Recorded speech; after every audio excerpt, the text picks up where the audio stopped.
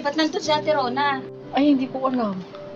Ah, hindi ko rin alam. Kaya puntahan natin. Tara.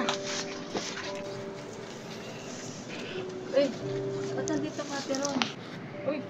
Uy, Friend. Oh, anong Dito ginagawa pala mo kayo. dito? ito. dito? Nagmumuni-muni lang. Tingnan niyo nga, oh.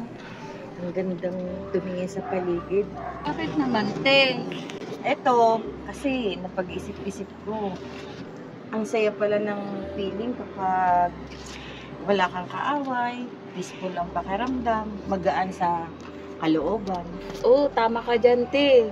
Kaya dapat lahat tayo bati-bati, walang away-away. Love-love lang tayo.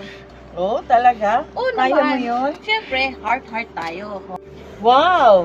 Heart, heart, heart! Siyempre, lagi tayong heart-heart-heart. Kahit may kagalit tayo, di ba? Uy, Ate Nessie, ikaw, may mga kaaway ka pa o kasamaan ng loob ngayon?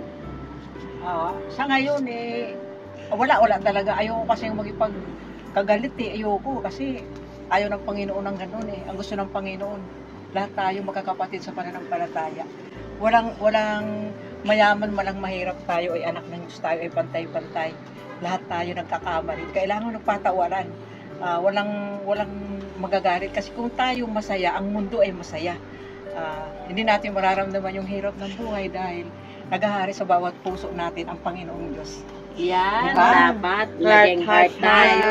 Lahat. The fruit of the Spirit is love, joy, peace, patience, kindness, goodness, faithfulness, gentleness, self-control. Galatians 5:20-23.